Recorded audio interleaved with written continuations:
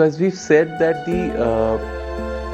the whole human experience or the human birth and taking a body and having a lifetime is a process of evolution. So we are constantly growing and evolving from a lower state of consciousness to a higher state of consciousness. And that process is what brings us again and again back on the planet, so that we can evolve to the highest state of consciousness, which we call as divine consciousness, which we call as Brahman, which we call as pure love. And that's a goal which is inbuilt in us. We don't have to be told about it, because till that goal is met, like a GPS, we are all constantly searching for it, and the search is eternal. And as our lower desires are fulfilled, the higher seeking starts then, and that's, so we are actually like playing a game. We come here to play a game, and when we come here, we are not told what are the rules of this game, and we are not told what is the duration of this game, and we are not told what is the end of this game. We are just given players to play with, and the game itself is to find the rules of the game and to find out what the game is all about. And that is what makes it interesting, because you come in and you find yourself in countries, in places, in situations, in events, and in circumstances, and everybody's circumstances are so different to each other, yet and we are made to be with certain set of people, and we don't know what it is about, and we do not understand what are the principles of life, what are the principles that with which we live. We know what we know from books and texts.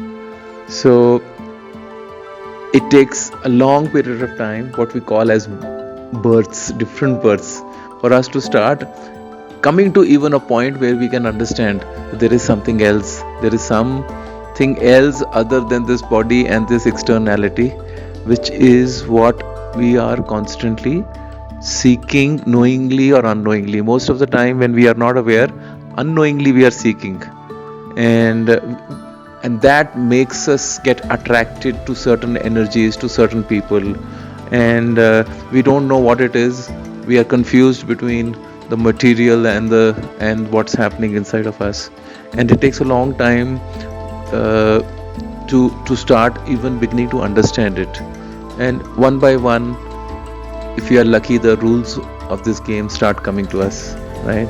And those rules of life, we have discussed each one of them in the Atma Chalisa or in the Pathless Path. What are the laws that govern life? And those laws are not taught in any school. And then you understand that these are the rules of the game, and then the game is to reach that level of consciousness where you are unaffected, unattached with all that's going on around you in the game. Yeah, and that you have to clear the course, and you have to reach that point where the game no longer impacts you, and you're out of the game. You're still there, but you're like the substitution player now, who goes out and sits and says, or you're like the coach who goes out and says, okay, I've done my bit, now I will coach. I have learned the game now, I will teach you now how to do it. So in that process of evolution, there are these 4 stages of growth, or there are 4 stages of evolution, right? And these 4 stages of evolution is when the spiritual journey starts, when the seeking starts, when we are not satisfied with the with just being in the external world. So these 4 stages are, the first stage is called belief. Belief is when you hear from some people or you read somewhere that there is actually something else other than this external world, where it is all about money, home, wealth, food, shelter, clothing, success, the world of the mind and the world of the ego. And then someone talks about that there is something else to it, and whether you get it through religion, whether you get it through some masters or teachers, you are introduced, and every religion and every master espouses a certain theory or a certain way of looking at it, and some of the people who you know have gained from it or got impacted by it, they refer you, which is how each one of us has gone to various masters, because somebody told us about a master. And in our search, because we have a search, we are looking for some answers. So when somebody else shares some information with us about an aspect that we are searching for but we do not know anything about, or we read about it or we get to know about it, so we start believing in it. But it is believing because it is not something which is our own experience. It is something that has come to us from another external source, by someone else other than us. Therefore it is a belief, but that belief is enough as a good starting point, because it propels us into a direction, and you say that, let me check it out, let me see if it works. So if somebody says there is a great master in Puttaparthi, his name is Sai Baba, and he's a man of miracles, he has certain powers. So you hear about it, you read about him in the book, and you say, okay, there's so many people going to him. You start believing in the idea, and then one day you say, but let me figure it out for myself. And you one day go to the master, or you inquire further about it, and then as you get in the presence of the master, or you start reading about a particular religion, you start getting some own experiences, and that is when the belief turns into a faith. Because when belief is actually translated directly for you and you experience it one-on-one, and that is when you say, yes, it works, and you call it that this is, you start having faith in the master, you start having faith in a teacher, you start having faith in your religion, you start having faith in a cause. So that is when a borrowed information which comes into our life as a belief becomes a faith. So the touchstone is of direct experience, or in the Vedas as we call as the Prataksha Praman. And then the faith starts becoming stronger and stronger, and you start associating things with the master, and you start gravitating towards it, and it starts to take a central essence in your life. So faith is like a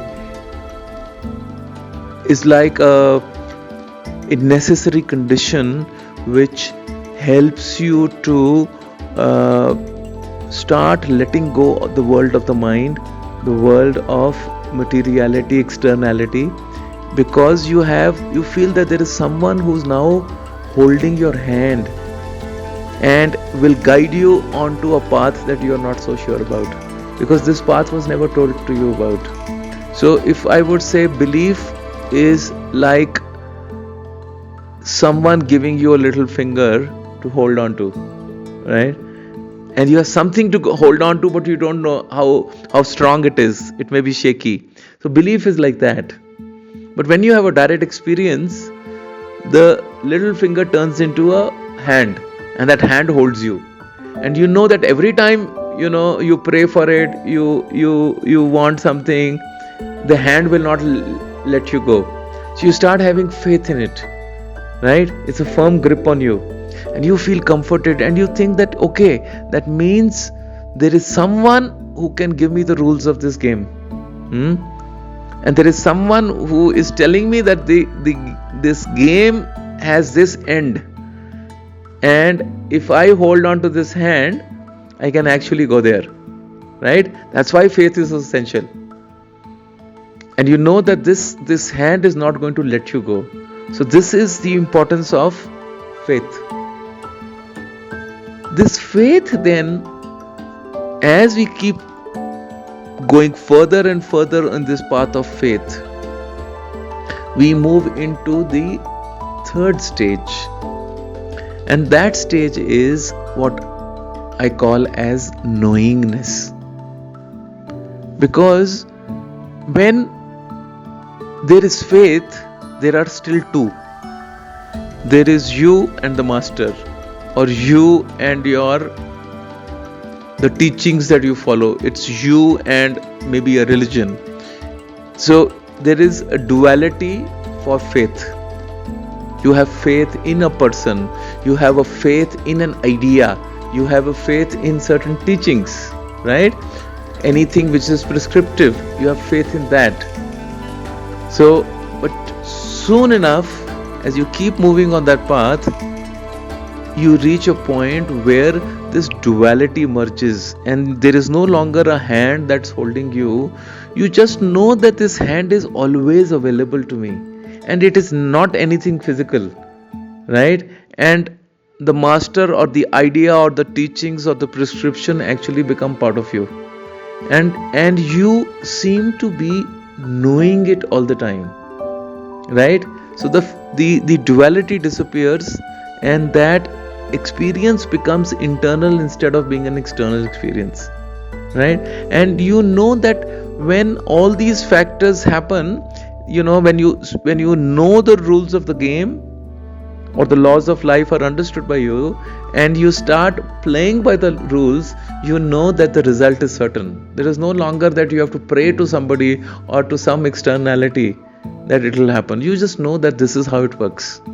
You start knowing, because our issue, our challenge in this life has been that we are trying to reach somewhere without even knowing what's the path to take, and we keep accidentally learning things. We learn something from here, some experience teaches us something, right? But we never have all the rules in one place. We know one, we try it, but we don't know the other two, and so therefore we stumble and fall, right? And we kind of blunder our way through life. However, when we start knowing all of them, and then we start following it, then we know that there is a path. Okay, it was a pathless path. Why pathless? Because the path was never known. The path was never shown. The path was never prescribed. The path was never fully described. But when it is shown, the pathless path starts to appear as a certain path.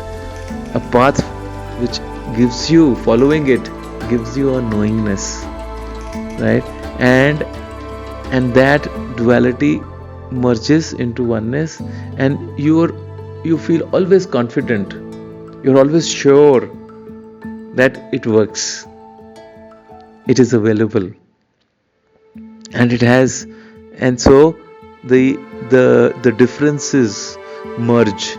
The need to be at a certain place, to get that experience goes away, and you start having these experiences, within.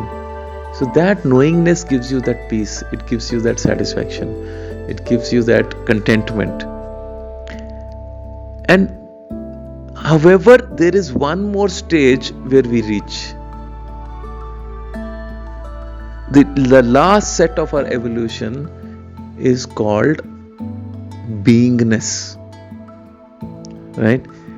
In the beingness, all effort goes, because as far as knowingness is concerned, you're still trying to do something, knowing that this is how it is going to be. Right? You can already predict, you can already say that this is the outcome. Okay? Because you have understood the laws and you are living your life in accordance with those laws. But there still is a doership in that. There is still effort is involved. Right? It is still not become spontaneous, natural, effortless. There is not a flow. In beingness, you reach a stage where you reach the center of consciousness. You actually achieve your goal, and you remain always in this state where all effort goes away, and you realize that you are the center that you were actually trying to reach, and in your own presence everything starts to happen, right? And it is around you that everything starts to rotate, and that all ideas of reaching somewhere and doing something and making something happen, all the concept of effort just vanishes, and you stay in your center, knowing that all is as is meant to be. You reach that point where it is absolute freedom. It is that freedom where you just live a free life, knowing that everything that has to happen will happen, everything that has to come will come, and that whatever situations come,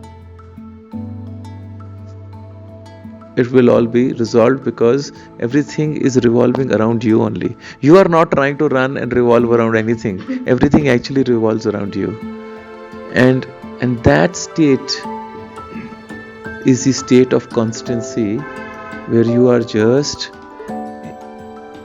you've reached that state where we say that we are a human being, right? We are not a human effort, right? We are not effort, humans.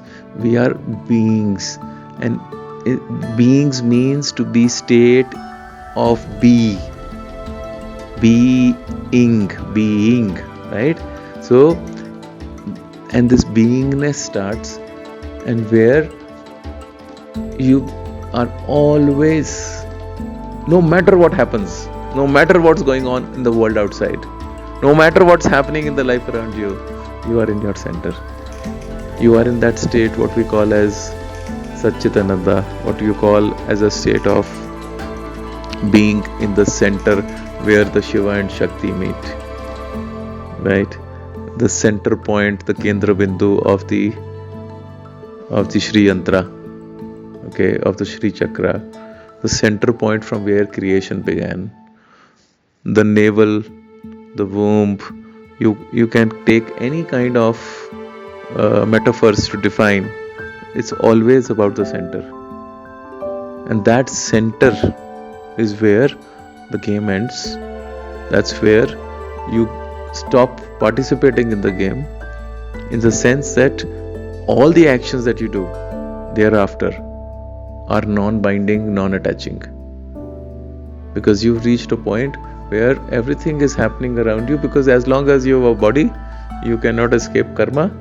You will still have to do what you have to do, but you are in that state where you are performing your actions effortlessly, neither caring for the results nor getting anxious about what's going to happen, just operating out of the center of your being. And that is when you attract everything, because you are everything. That's that experience of beingness, that there is no difference between you, consciousness, love, God, divinity.